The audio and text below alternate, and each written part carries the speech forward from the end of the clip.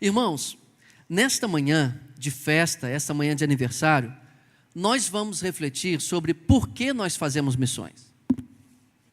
Por que você vem para uma igreja e às vezes as pessoas têm expectativas sobre o que fazer em uma igreja e como receber dessa igreja. Receber ensino, receber cuidado, receber atenção. E você vem para uma igreja que está há 24 anos nessa cidade e vem para ser pastoreado pelo pastor Márcio Tunala, que fala muito sobre missões, fala muito sobre evangelização, tanto aqui como em outros lugares, evangelização de outros grupos étnicos, evangelização e plantação de igrejas em outras cidades do estado, na Amazônia, que eu sei que a igreja sempre promove viagens lá à Amazônia, e outros países. Eu sei que essa igreja também apoia missionários em outros países. Por que nós fazemos em missões? Por que todo esse papo de missões? Não era melhor a gente ficar cuidando só do nosso mundinho, só das nossas coisas? Por que temos que olhar para o mundo inteiro? Eu queria convidar você a abrir a Bíblia em um salmo, que é um salmo missionário, e que para mim é o meu salmo preferido. Não sei se a gente pode ter um texto preferido na Bíblia, né? Porque toda ela é a palavra de Deus, mas pelo menos no livro de Salmos tem um que é o meu preferido, é o Salmo 67. Queria convidar você a abrir a Bíblia aí no Salmo 67. É um salmo que vai nos ajudar a entender 3 motivos pelos quais nós fazemos missões. Esse é o salmo mais missionário do Saltério, pelo menos na minha leitura. O tema principal dele é a adoração das nações, àquele que é o único Deus, o Deus de Israel. Esse salmo foi composto para ser entoado na congregação. A igreja reunida naquele, se é que podemos chamar igreja no Antigo Testamento, mas o povo de Deus reunido ali, adorava a Deus sob uma regência, cantando congregacionalmente, recitando este salmo. Então esse salmo era para ser memorizado por todas as pessoas, era para ser cantado sempre, e o povo de Deus em uníssono, entoando, falando dessa adoração das nações àquele que é o único Deus. Diz assim o Salmo 67: Deus tenha misericórdia de nós e nos abençoe, e faça resplandecer o seu rosto sobre nós, para que se conheça na terra o teu caminho e entre todas as nações a tua salvação. Louvem-te a ti, ó Deus, os povos, louvem-te os povos todos. Alegrem-se e regozijem-se as nações, pois julgarás os povos com equidade e governarás as nações sobre a terra. Louvem-te a ti, ó Deus, os povos, louvem-te os povos todos. Então a terra dará o seu fruto, e Deus, o nosso Deus, nos abençoará. Deus nos abençoará, e todas as extremidades da terra o temerão. 2 coisas precisamos entender sobre esse salmo, ainda antes daquelas 3 lições. A primeira é que esse salmo é tanto uma oração quanto uma profecia.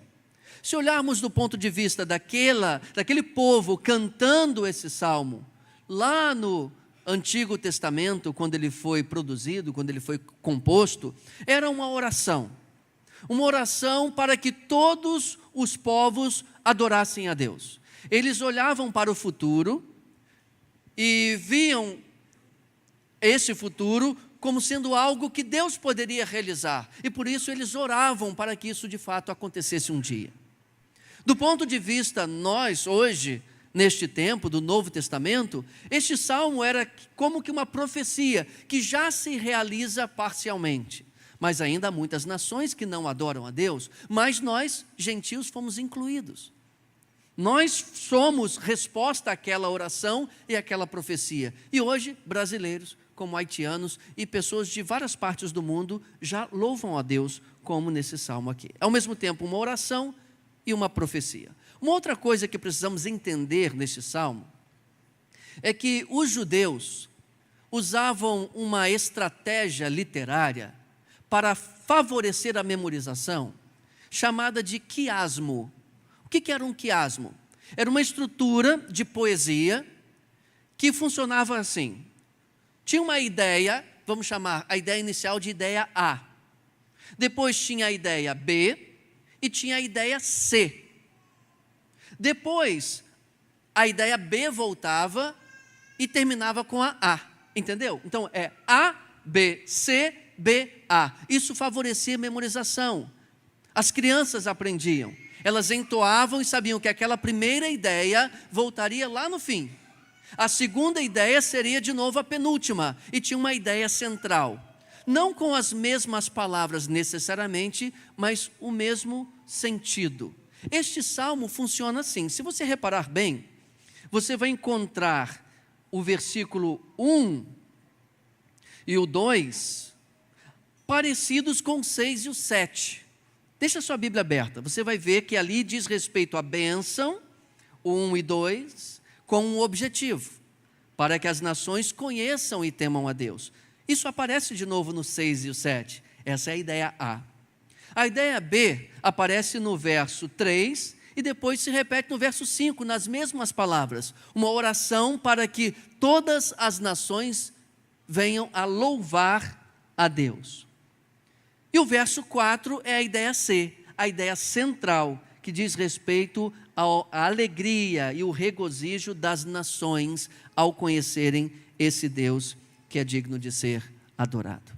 Eu vou usar então a ideia A, a ideia B e a ideia C para formar aqui três coisas, três lições ou três motivos pelos quais nós devemos fazer missões. O primeiro é, nós devemos fazer missões porque a bênção não pode terminar em nós. A bênção não pode terminar em nós. O salmo começa com essa oração: seja gracioso, nos abençoe.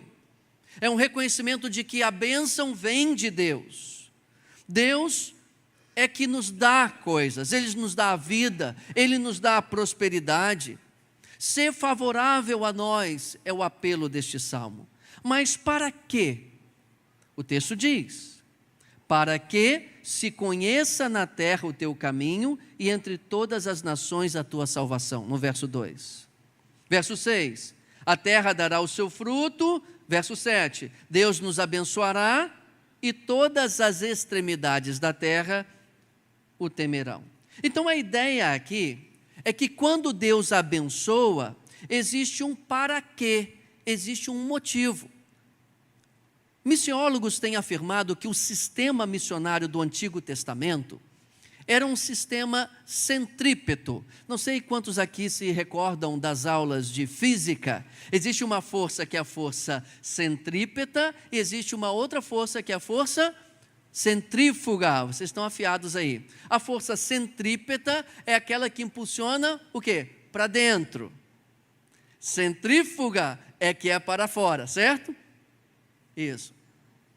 Entenderam bem, né? Tem alguém fazendo ensino médio aí? Está estudando física? Então, você pode dar uma aula para nós acerca dessas forças, né? O sistema missionário do Antigo Testamento era assim: Deus escolheu um povo para si, o povo de Israel, e disse o seguinte: vocês são o meu povo particular. Se vocês me obedecerem, eu vou abençoar vocês. E uma vez sendo abençoados, as nações da terra vão reparar como vocês são abençoados e prósperos, e vão querer saber por quê. E vocês dirão: é porque o nosso Deus é o único Deus verdadeiro. Então, para conhecer o Deus verdadeiro, as pessoas precisavam ir até Jerusalém, conhecer Israel e o seu Deus. Isso funciona durante um período. Você vai se recordar que Davi não constrói o templo de Jerusalém. Quem que constrói o templo de Jerusalém? Salomão. E a Bíblia vai dizer que Salomão era muito próspero. Salomão construiu aquele templo, tinha muita riqueza, era uma glória incrível daquele reino. Até que veio uma rainha de um país distante para visitá-lo. E ela falou assim: uau, isso é impressionante. E ali ela vem a conhecer Deus, porque Deus abençoou o povo, pela obediência do povo. Mas a gente sabe que esse sistema não perdurou muito tempo. Por quê? porque a bênção de Deus estava condicionada à obediência do povo. Se recorda em Levítico, Deuteronômio, Deus diz assim: eu coloco diante de vocês a bênção ou a maldição. Se vocês obedecerem, terão bênção. Se vocês forem idólatras, o que vai acontecer? Vocês estarão debaixo de uma maldição. E aí, se vocês forem abençoados, vocês vão fazer missões, de forma centrípeta. Mas se vocês forem idólatras, vocês não serão abençoados. E o último castigo seria o desterro. Eles foram, no final das contas, por causa de sua idolatria, levados cativos para a Babilônia. Ninguém mais se interessou pelo Deus de Israel, porque era uma nação insignificante e que tinha sido amaldiçoada. Mas Deus é misericordioso e faz uma reviravolta no final. Mas esse era o sistema do Antigo Testamento. Então a gente percebe assim, o que foi que custou a visão missionária do povo de Israel? Deus nunca mandou, como no Novo Testamento, que Israel enviasse missionários lá fora. Israel não falhou missionariamente porque parou de evangelizar as nações. O problema de Israel foi a idolatria, Carlos. E eu quero dizer para os irmãos, nessa primeira coisa, a bênção não pode terminar em nós, é que a idolatria boicota missões. Assim como aconteceu com o povo de Israel. Para fazer missões, nós que somos abençoados, precisamos dar. Dar do nosso tempo, dar do nosso conforto, dar dos nossos recursos, para que o nome de Cristo seja conhecido das nações. E idolatria retém isso. A idolatria são os ídolos que nós construímos. Nosso dinheiro, nossa casa, nossos bens, nosso tempo. Isso se torna a coisa mais importante para nós. Ídolo é tudo aquilo que toma o lugar de Deus em nossa vida. O primeiro motivo pelo qual nós devemos fazer missões é que, se somos abençoados, isso tem um propósito, e não podemos fazer da bênção o nosso ídolo, porque a idolatria boicota missões. O segundo motivo, agora nessa seção B, que se repete no verso 3 e no verso 5, louvem-te a ti, ó Deus, é que nós precisamos fazer missões, porque a adoração não pode parar em nós. Nós precisamos levá-la adiante. Assim como a bênção não pode parar em nós, nós devemos levar adiante para abençoar outros. A adoração também não pode parar em nós. É muito bom louvar e adorar a Deus, mas a realidade é que existem lugares neste estado, nessa cidade e muitos países do mundo em que Deus não é adorado. E Deus é digno de ser adorado por todos os povos, por todas as nações, em todas as línguas. Um pastor batista americano chamado John Piper, ele tem uma frase muito clara a respeito disso. Ele diz: missões existem porque não existe adoração. Ou seja, onde Deus não é adorado, é ali que missões são necessárias. Então, irmãos, estar aqui neste culto é uma grande bênção, louvar a Deus, poder adorá-lo é muito bom, mas se existe algum outro lugar em que isso não acontece, nós deveríamos ter um zelo tal pela glória de Deus, para que missões cheguem lá, para que Deus seja adorado lá também.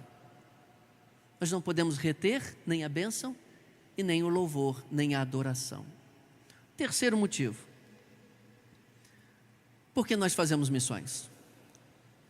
Porque a alegria não pode parar em nós. Bênção é para ser multiplicada, louvor é para ser multiplicado, e alegria também é para ser multiplicada. Olha o que diz o verso 4: alegrem-se e regozijem-se as nações. Existe uma alegria que só quem conhece a Deus e tem um relacionamento com Ele experimenta. O ser humano foi criado por Deus. E aqui tem uma coisa muito interessante, irmãos. Porque alguém poderia pensar que Deus megalomaníaco é esse, que Deus egocêntrico é esse, que deseja ser adorado por todo mundo. Eu quero dizer uma coisa para você: Deus não tem necessidade de ser adorado por ninguém. Ele já se bastava desde a eternidade. no santo relacionamento trinitário ali, Pai, Filho e Espírito Santo, eles já tinham tudo o que eles precisavam. Eles tinham ali um relacionamento entre si, um Deus em 3 pessoas. É difícil entender, mas Pai, Filho e Espírito já se amavam desde toda a eternidade. Ele não precisava de nada mais. Por que Deus cria o homem? Deus cria o homem para dar a oportunidade de alguém fora de si mesmo amá-lo e desfrutar dele. E aí Deus cria um ser humano que é capaz de contemplar, é capaz de curtir as coisas, se alegrar com as coisas. Ontem tivemos a oportunidade de subir lá naquela igrejinha, lá na Quiezeta, lá em cima, e ver aquela paisagem maravilhosa. Eu já estive em vários lugares do Brasil, não sei quantos aqui já foram às cataratas do Iguaçu. Quando você está debaixo ali daquela cachoeira, uau, é muito lindo, não é? Deus colocou no nosso coração a capacidade de contemplar. Às vezes você gosta muito de música, você gosta muito de um instrumento e vê alguém executando de maneira maviosa, de maneira espetacular, você fala uau. Ou você gosta muito de futebol e vê um drible sensacional, tipo Ronaldinho Gaúcho, você fala uau. A gente gosta de contemplar. A gente foi criado para ver algo e ficar maravilhado, ficar deslumbrado, pastor Tunala. Agora, qual é a coisa mais linda, mais maravilhosa, mais incrível? Será que é o pôr do sol lá na praia do Arpoador, no Rio de Janeiro? As pessoas vão para lá no fim de tarde e aplaudem o pôr do sol. É lindo. Será que são as cataratas do Iguaçu? Será que são as belezas naturais aqui do norte de Santa Catarina, as praias? Qual era a coisa mais incrível que existia para que o homem conhecesse e se deslumbrasse? O próprio Deus. Então, se Deus tivesse criado alguém incapaz de conhecê-lo e se alegrar nele, Ele não teria amado tanto. Então Deus cria um ser humano com a capacidade de conhecê-lo e contemplá-lo, a coisa mais incrível e mais bela de toda a existência. Eu ia dizer universo, Deus está fora do universo, né? Ele cria pessoas capazes de contemplar. Ele coloca uma criação maravilhosa, cheia de vida, cheia de cor, cheia de diversidade, cheia de coisas maravilhosas para ver. E diz assim em sua palavra: os céus manifestam a glória de Deus. Ou seja, os céus são uma amostra daquilo que Deus é. E um dia nós teremos o privilégio de contemplar esse Deus. E quando vemos algumas descrições aqui, como de Isaías, que conseguiu ver Deus assentado no seu alto sublime trono, ele faz uma descrição maravilhosa. Em Apocalipse, João tem um vislumbre daquilo que está no céu. Ele descreve cores, ele descreve tons, ele descreve texturas. Vai ser uma coisa muito incrível. E nós já experimentamos aqui um pouquinho do que é, e já nos maravilhamos nisso. É muito bom, né? Contemplar Deus, essa alegria espiritual, essa alegria de estar com Deus e de conhecê-lo. Mas ela não pode terminar em você, ela não pode terminar em nós. Existem milhares, milhões, bilhões de pessoas lá fora que ainda não têm essa alegria. Por isso que, se a missão no Antigo Testamento era centrípeta, agora no Novo Testamento ela é centrífuga. Quando o Senhor Jesus veio, cumpriu sua missão de nos redimir por sua morte e sua ressurreição, antes de ser assunto aos céus, Ele nos deu uma ordem. Qual é a ordem? Vão e façam discípulos de todas as nações. Vão por todo mundo e pregam o evangelho a toda criatura. Agora a gente tem que ir. E tem muita igreja, tem muito cristão com um raciocínio ainda do Antigo Testamento. Venham, a porta está aberta, é só entrar. Não, nós é que temos que ir. Se você tem sido abençoado por Deus, meu querido irmão,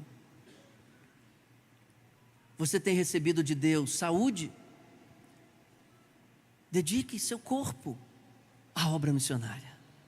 Deus tem te dado prosperidade financeira, seja um sustentador da obra missionária. Porque a bênção não pode parar em você, ela tem que seguir adiante e ser multiplicada. Você que adora e louva a Deus, tem gente que ainda não faz. E Deus é digno de ser adorado por cada morador aqui de Jaraguá, por cada morador de Santa Catarina, por cada brasileiro e por cada cidadão do mundo inteiro. E por fim, é tão bom estar com Deus, não é? Tão bom conhecer a Deus. Mas tem gente que ainda não tem essa alegria. E se a gente parar para pensar, a gente pode fazer um pouquinho mais, não é? A gente tem muitos motivos para fazer missões. E nesta manhã, ao mesmo tempo em que eu celebro a Deus pela visão missionária desta igreja, pelo apoio que essa igreja tem dado à obra missionária aqui, no estado, no Brasil e no mundo, como eu conheço a visão desta igreja, a mensagem de Deus nesta manhã nos desafia a fazer um pouquinho mais, a dar um pouquinho mais, a estender a nossa mão um pouquinho mais. O que Deus falou ao seu coração esta manhã? O que é que Deus falou ao seu coração? Eu não sei, mas eu quero dar alguns minutinhos para você baixar sua cabeça em oração e responder a Deus. Irmãos, eu amo muito Santa Catarina. Quando eu vejo o mapa e vejo tantas cidades sem uma igreja, isso corta meu coração. Será que Deus não quer? Há um tempo atrás, irmãos, eu estive aqui e preguei um outro sermão sobre o que Deus espera de uma igreja boa. Deus tem me dado a oportunidade de conhecer muitas igrejas no Brasil. Eu já fui a todos os estados do Brasil, menos 2. Se Deus quiser, até o final do ano, completarei aí os 27 estados do Brasil. Tenho visto muitas igrejas, e eu sei quando estou diante de uma igreja boa. E Deus tem expectativas ainda maiores quando vê igrejas boas assim. Nós podemos fazer um pouco mais. Tem um missionário na África, antigo missionário, que ele diz o seguinte: Deus tinha um único filho e fez dele um missionário. Todos nós somos missionários e nós podemos fazer um pouco mais. Termino com uma história até curiosa, uma história, uma espécie de fábula. Um dia, numa fazenda, os animaizinhos que gostavam muito do dono da fazenda resolveram fazer uma homenagem para ele. Vamos fazer um café da manhã para o dono da fazenda. E aí, como era uma fazenda nos Estados Unidos, o que os americanos gostam de comer no café da manhã? Ovos e bacon. Os animais foram e fizeram então um grupo para fazer o café da manhã para aquele fazendeiro. A galinha e o porco contribuíram, mas a galinha se envolveu, mas o porco se comprometeu. Percebe a diferença? Talvez nesta manhã Deus esteja chamando você para sair de se envolver para se comprometer. Vamos orar? Pai querido, é tão bom ver uma igreja viva e missionária. É tão bom ver, ó Deus, que o Senhor tem feito grandes coisas por meio da CBVN, alcançando as cidades em redor. Ó Pai, que coisa boa celebrar 24 anos de aniversário. Mas Pai, algumas vezes nós retemos a bênção, a adoração e a alegria. Nos ajude, Senhor, a expandir isso às pessoas ao nosso redor. Se o Senhor tem nos abençoado, que avancemos outros e que levemos outras pessoas a Te adorar, e que a nossa vida irradie esta alegria contagiante para todas as pessoas. E nos ajude como igreja, como famílias e como indivíduos a não reter, mas expandir a obra missionária nesta cidade, neste estado e neste país. Deus, agora o Teu povo está em oração, respondendo a Ti. Toque no coração do Teu povo, receba essas respostas e nos ajuda a amar mais o Senhor e amar mais a obra missionária. em nome de Jesus.